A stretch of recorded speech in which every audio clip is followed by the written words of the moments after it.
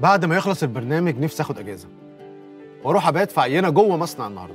بس هم ليه ساعات بيعملوا كواليتي منتجاتهم المحليه اعلى من اللي بتتصدر؟ الحلقه دي هنبتدي فيها من اوضه 5 نجوم.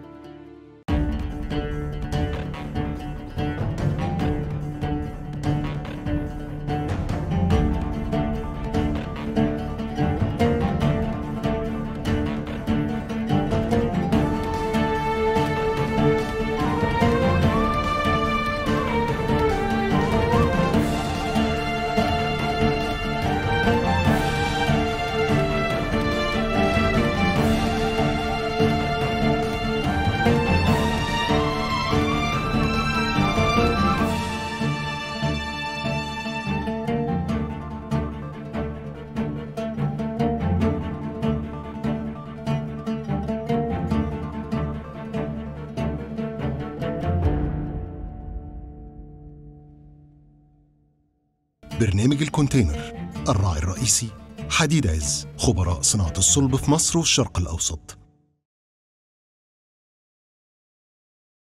برنامج الكونتينر، الراعي الرئيسي حديد عز، خبراء صناعة الصلب في مصر والشرق الأوسط.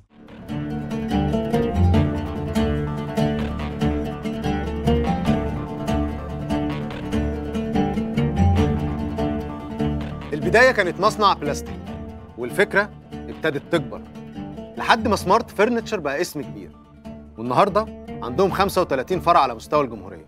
طب القصه ابتدت ازاي؟ ده اللي هنشوفه حالا.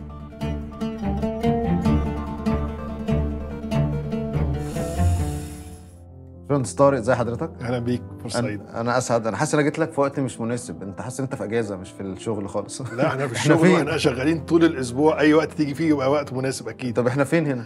احنا في اوضه اوتيل، عشان احنا بنعمل اوضه اوتيل دايما بنعمل عينه، بيجي الكلاينت يشوفها ويتاكد ان هي دي الدايمنشنز اللي عاوزها وده الستايل اللي هو عاوزه. يعني هو بيبعت لك المقاسات بتاعت الاوضه بتاعته وانت بتعمل له الاوضه بالظبط؟ يعني في بيبعت المقاسات، وفي احنا بناخد المقاسات بناء على خبرتنا على حسب الاوتيل وعلى حسب الستاندرد بتاعهم، بس عاده كده بنعمل عينه عشان يجي هم يشوفوها ويتاكدوا ان هي دي العينه مظبوطه. طيب هل انت لما بيبقى الاوتيل مثلا لسه بيبدا فيبقى سهل انك تجهزه كل مره واحده ويبقى الفرش براحتك، لكن لو الاوتيل مثلا فيه ناس وانت مطلوب منك تجدد الاوض بتتعمل ازاي والناس تبقى موجوده من غير ما يحسوا ان في دوشه او كده؟ هو في الحالتين بتبقى صعبه برضه، حتى لو الاوتيل بيبتدي جديد، لان احنا ما بنحطش الفينش لوحدنا.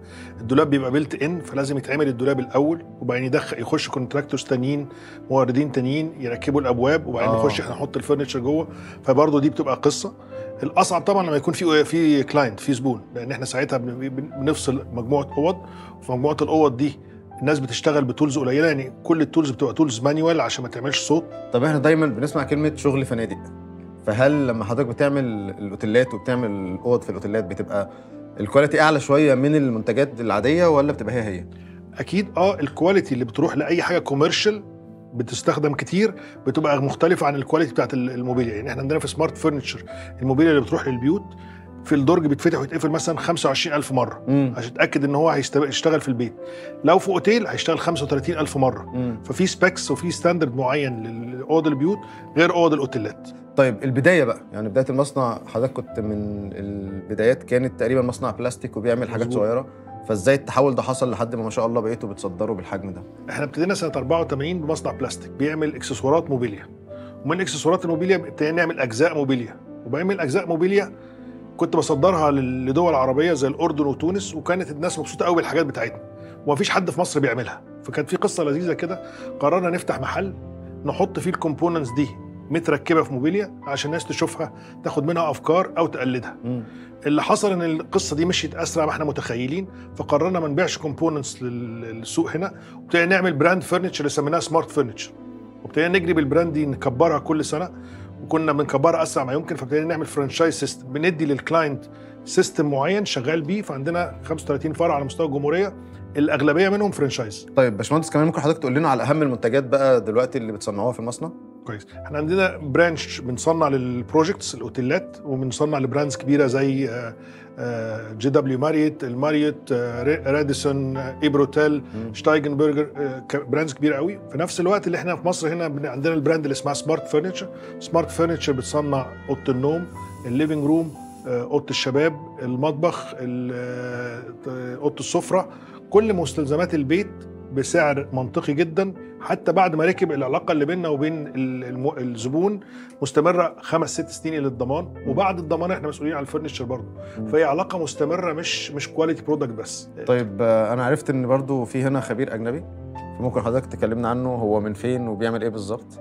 وفي واحد اقول لك عنه، وفي واحد مش هقول لك عنه. ليه؟ لا، احنا من ساعه ما بدينا الشركه احنا جبنا في الاول خبراء المان عملوا لنا ابجريد للسيستم وللشغل في المصنع واللاي اوت بتاع المكن. وبعدين حاليا احنا معانا حد من اوروبا بيساعدنا نابجريد السيستمز كلها من اول السيستم، مش تكنيكال بس، مش ميكنه. السيستم الفولو اب وسيستم الزبون والمتابعه ومقياس الكواليتي وكل القصه دي، ده سيستم شغال. في نفس الوقت اللي عندنا واحد تاني من ايطاليا في الدهانات، بيساعدنا في الدهانات. جايبين واحد ديزاينر جريجي من جريس ودرس في ايطاليا، بيساعدنا ازاي نطور الديزاينرز والمصممين اللي عندنا يبقوا هم يعملوا ستاندرد اوروبي. طب قبل ما امشي بس، انا الكرسي ده مش بشوفه في الاوتيلات، فهو ايه اللي جابه هنا؟ هو بصراحه هو ما بينزلش في الاوتيلات، ده بينزل في سمارت فرنتشر كبراند. ده كرسي ريكلاينر وبالكهرباء، بس احنا حاطينه في الاوتيل لان الاوتيل ده بيفكر يعمل حاجه ستيج عاليه شويه. فيمكن يفكروا ياخدوه كهرباء مش مانيوال. ايوه يعني ده كهرباء. ده كهرباء. طب انا ممكن اجربه؟ بليز اتفضل. خطير. استنوا قوي من هنا. بس انا ما اضمنش ان انت بعد ما تريح عليه تقوم. باي باي بقى، باي باي. تعجبك الموضوع. ايوه طبعا، ده انا بقى اموت في الحاجات دي. وده بقى يعني يستحمل بقى مصريين ولا ولا سفر بس؟ لا، الويت ريتنج بتاعه يعني ممكن عليه يتنططوا عليه وكل حاجه المفروض. برنامج الكونتينر، الراعي الرئيسي حديد عز، خبراء صناعة الصلب في مصر والشرق الأوسط. برنامج الكونتينر، الراعي الرئيسي حديد عز، خبراء صناعة الصلب في مصر والشرق الأوسط.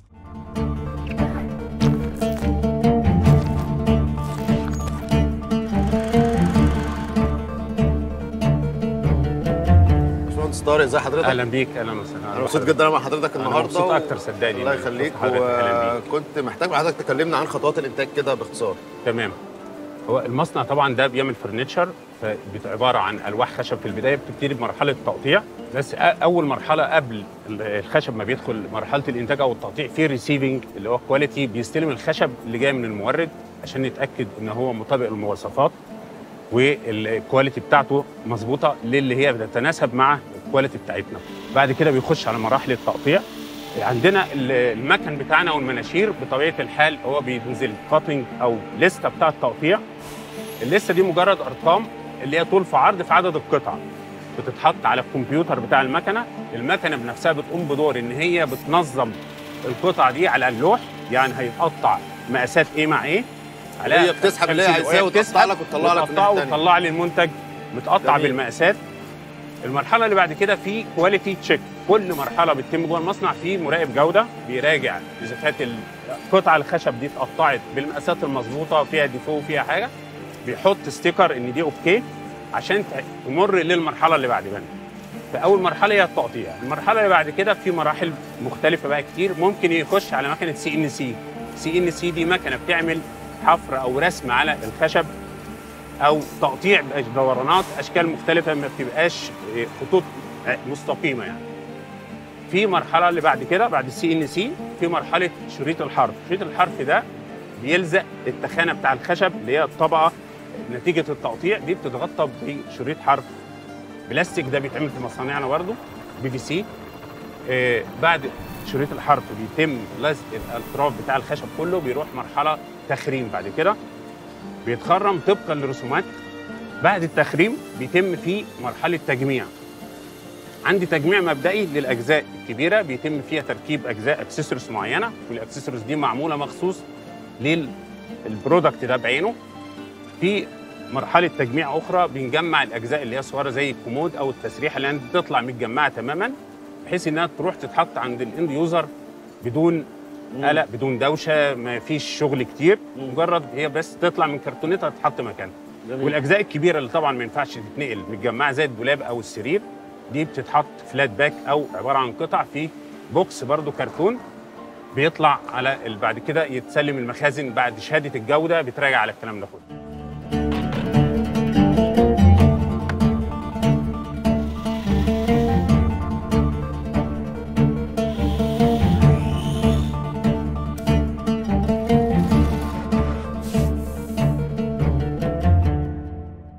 طيب باشمهندس طارق، ممكن كمان حضرتك تكلمنا عن معلومات المصنع، يعني عدد العمال، المساحه الانتاجيه؟ المصنع عندي العدد 2000 شخص شغالين فيه. المصانع بتاعتنا 52,000 متر مربع. بننتج حوالي 4000 غرفة في الشهر. جميل. طبعا غرف نوم، غرف سفرة دايننج، في ليفنج روم، في كراسي، في تي في يونت، في جزامات، في شنطات، حاجات مختلفة من السمارت يعني بتاعت السمارت. جميل.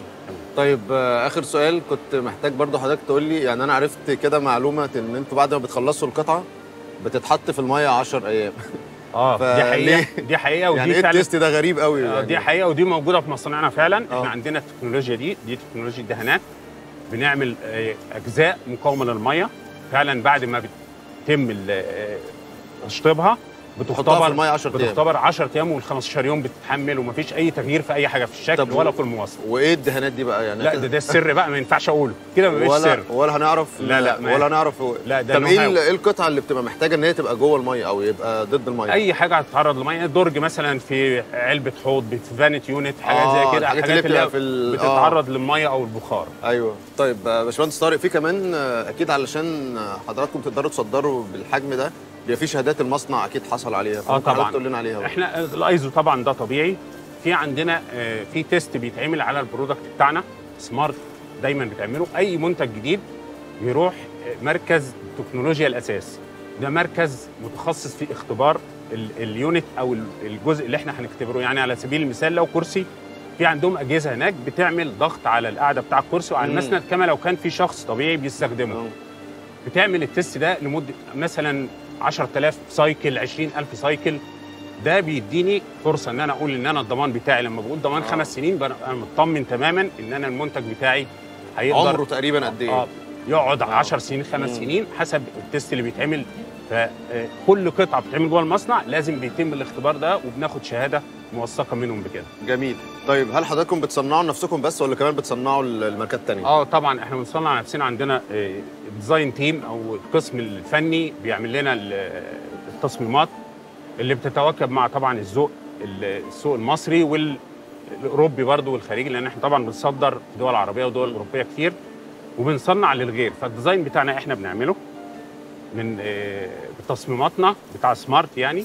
واللي بيجي شغل خارجي بيبقى احيانا بيجي معاه الديزاين بتاعه بالمواصفات بتاعته، بنعمله بننفذه برضه. برنامج الكونتينر، الراعي الرئيسي حديد عز، خبراء صناعة الصلب في مصر والشرق الأوسط.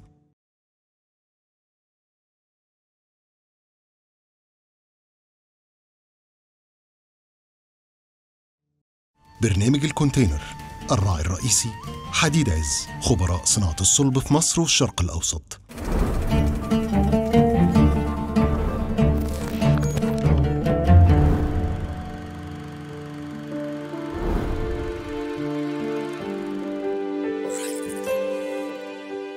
الأسطى سامح بقاله 24 سنة في المصنع. ابتدى والمصنع كان 4 ماكينات لحد ما النهارده بقى 4 مصانع. يوسف بقى له 9 شهور بس، لكن هو ليه لابس جوانتي والأسطى سامح لا؟ أسطى سامح ازي حضرتك؟ اهلا حضرتك. ازيك يا يوسف؟ انت حضرتك اقدم عامل هنا ويوسف اجدد واحد ان شاء الله. هنبدا مع حضرتك. قول لي بقالك كام سنه في المصنع؟ انا بقالي 24 سنه في المكان. 24 سنه. طب ايه اللي اتغير من 24 سنه لحد دلوقتي؟ اكيد ما كانش فيه كميه المكن ده ولا التكنولوجيا دي في الصناعه. احنا لما ابتدينا هنا كنا بادئين قسم صغير فيه 4 مكانات. النهارده في خلال فتره ال 24 سنه دول بقى 4 مصانع. ما شاء الله. طب ايه اللي اختلف في الصناعه نفسها؟ يعني لما كنت بتعمل مثلا سرير زمان او كنبه زمان ولما بتتعمل دلوقتي، هل دلوقتي بقى اسهل؟ المكن سهل عليك حاجات؟ يعني احكي لي الفرق ايه. كان حضرتك المكن زمان كان مكن بدائي. النهارده احنا المكن عندنا مكن الماني، وطبعا كله كمبيوتر وبتحط عليه رسومات والمكن بيشتغل لوحده. طب يوسف انت اجدد واحد، يعني بقالك كام سنه؟ 9 اشهر. لسه ما كملتش يعني. 9 اشهر. طب وايه اللي حبك في المصنع؟ يعني ايه اللي خلاك تشجعك حب تيجي في المصنع اللي هو تطور حلو، وفي تطور اكبر في الايام، وتمام انا قاعد هنا. طب انت خلصت دراسه ولا لسه؟ خلصت ايه؟ خلصت ثالثه تجاره. دبلوم يعني؟ تجاره. طيب شد حيلك بقى كده. وعايز انت لابس جوانتي ليه؟ لا عشان الشغل بس، الشغل بتبقى طب ما هو سامح، هو لسه سامح مش لابس حاجه، اشمعنى يعني؟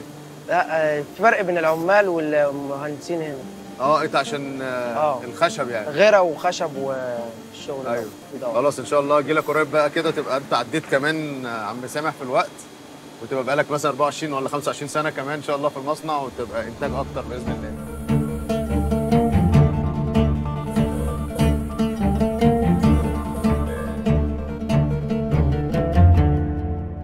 استاذه رشيل ازي حضرتك؟ اهلا بيك. حضرتك بقى مديره التصدير. مظبوط. طيب ممكن تقولي لنا احنا بنصدر بنسبه قد ايه من الانتاج بتاع المصنع؟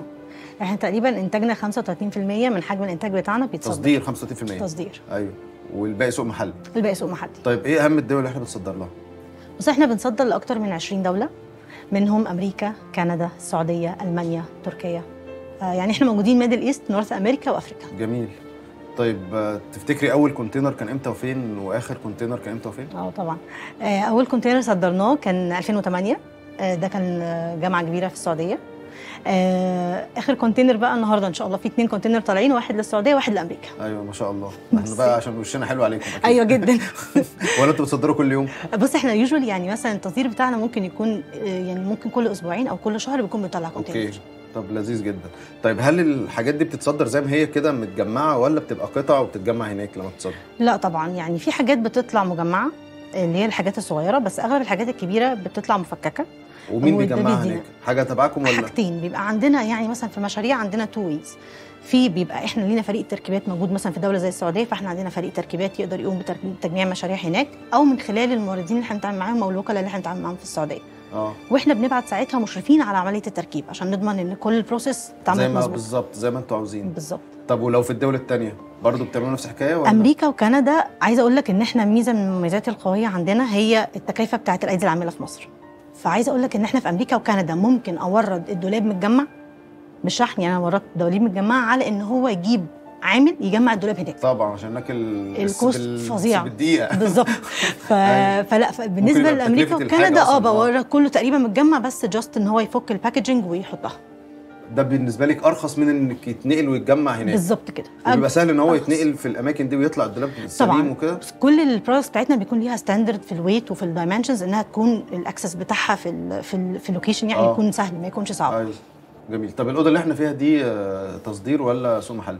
دي اوضه مشاريع كانت معموله للاوتيل في السعوديه، فهي دي واحده من الاوض اللي هي المفروض طالعه ان شاء الله. يعني انا لما اروح الاوتيل ده في السعوديه هبقى نفس الاوضه دي بالظبط. ان شاء الله. انا جبتها الاول.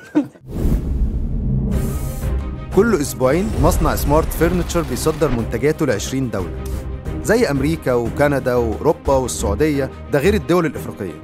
سمارت فرنتشر بيصدر كونتينرات جواها منتجات بتصميمات عصريه جدا وجوده عالميه، وعليها احلى جمله: صنع في مصر.